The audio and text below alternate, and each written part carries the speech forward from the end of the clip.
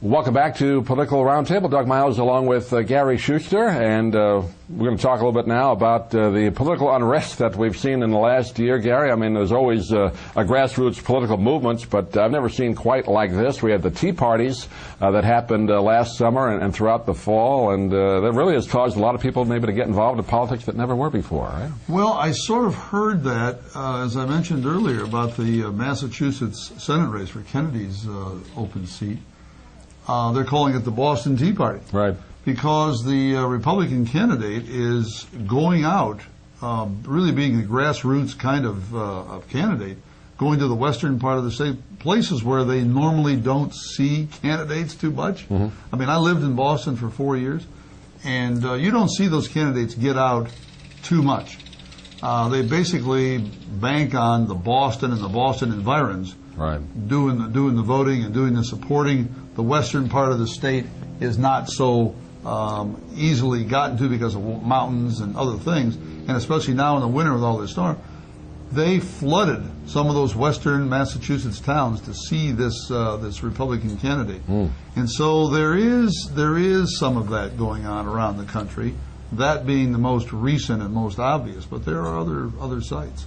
And people are fed up. I mean, they saw a huge amount of spending by the government that now you can say Republicans did it too, and they did when they were in there, but it seems to be a lot more now, and I think people are waking up with that the trillions of dollars of debt now, aren't they? Yeah, you had the unrest a year ago when Obama was running against McCain.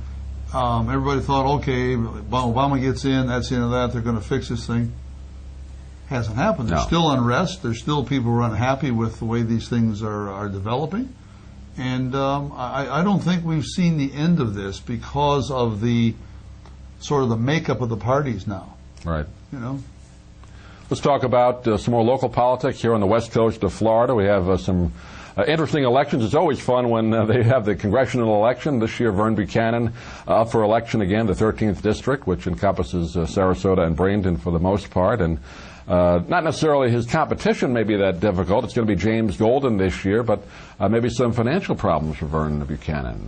What do you think? Could be, although he's, I think, the 6th wealthiest House member, and so he could support himself if he needed to, I think. I think, though, that you're going to see, I see Insta polls he does now. He's sending Insta polls to people. A lot of email. A lot of email. He's riding his DNA thing for criminals who are incarcerated and make sure that they have their blood type and the DNA taken. He's staying out in front on this, not too much, but quite a bit. I do know that this particular congressional district down here is the largest number of senior citizens in any congressional district in the country, totaling somewhere in the neighborhood of 750,000 senior citizens. He is playing to that advantage, especially on this health care bill that a lot of people are not in favor of. And he's, of course, voted with the Republicans as a steady vote against what they're doing. But I think because of his own wealth and his own using his franking privileges and the email and the other things he's done, he'll probably taking advantage of it. Yeah, he'll probably. Yeah, well, you have to if you're an incumbent. Sure. And he's doing that, and I think by and large he'll probably pull this off. Now, yeah, not necessarily that he didn't have money in his own pocket, but just the way he was raising money the last time around caused some questions, and that's pretty much the only chance I think that the Democrats might have. But I don't think they have any chance right now. They have not set this up as a seat that's a possibility for them, like they have others. 4 years ago, when it was open, it was very close. Right. When Jennings ran the first time, last time it wasn't even close. No. So I think now that he's been in, a couple of terms, he's sort of here as long as he wants to be, probably. Right. That's the way these things go. The way they're set up, the districts are cut so that the incumbent has a bit of gerrymandering, perhaps. Yeah, has a lot better chance of staying. Yeah. And nothing necessarily wrong with that, but that's the way it goes. Then we get into term limits. Yes. Well, we'll talk about that in another program. Let's talk about the Florida Senate seat. Mel Martinez, of course, retiring before his term was up. Lemieux took over, appointed by Governor Christ, but he will not be running again. And it should be kind of interesting. You have Governor Christ perhaps running. He has not officially announced that, but you have Mark Rubio, I think he's only 31 years old, part of state government for a long time, House member. And another man, a friend of ours, been with us on radio many times, Senator Bob Smith, right here in our part of the former country. New Hampshire here, U.S. Senator. Which would be a very unique situation if he happened to win, a senator from two different states. How do you see that race right now? Well, this is the Republican side we're talking about. I think that I think it's going to be a lot closer than people think. Just the numbers of polls that are taken, sort of quickie polls, like up in St. Petersburg and in Pinellas County.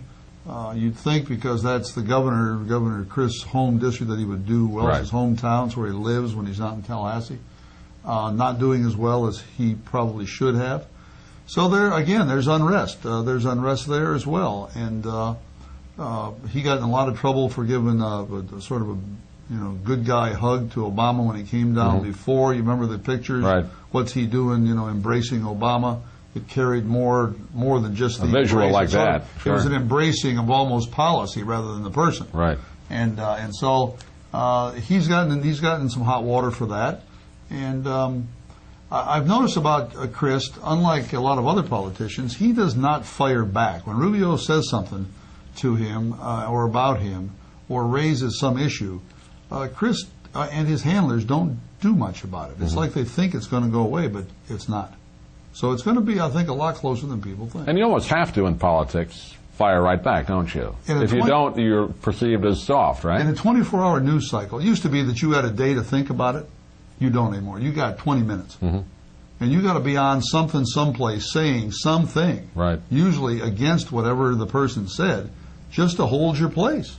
Because if you don't, they're going to come out and fire. If they see that you haven't done that, the other side, they'll come back and hit you. Then you're down two. Right. And a team that's down 3-4 runs tough to make up has points. a tough time coming back. So especially late in the campaign. Yeah, I think they're just the Chris side just seems a little reluctant and unsure about how to respond.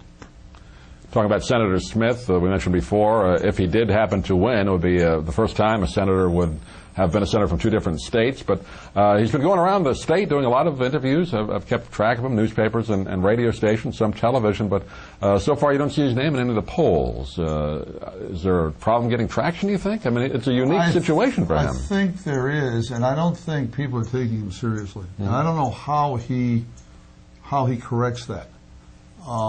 He's sort of the forgotten man. Right. And if he did win, he'd be the eighth seniority Republican, he said, which would be something Florida needs if you believe in what he believes in. Sure.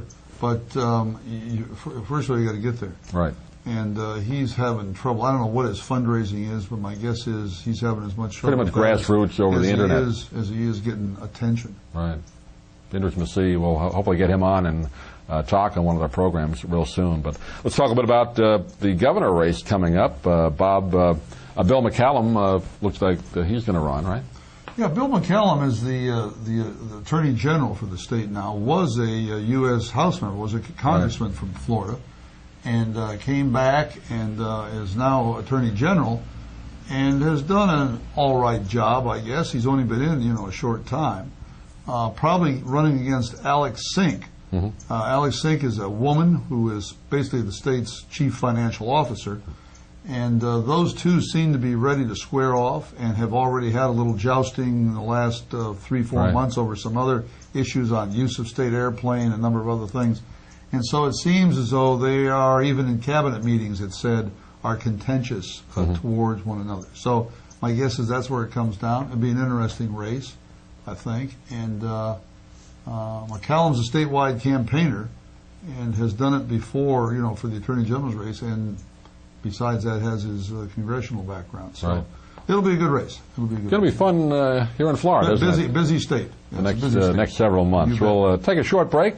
We'll come back and we'll talk about President Obama's first term. Gary will give his thoughts on the good, the bad, the ugly of what President Obama has done. We'll also talk maybe a little bit about the late-night TV wars, since that kind of is a cultural of interest. You're listening to Political Roundtable here with Doug Miles and Gary Schuster. We'll take a short break and we'll be right back.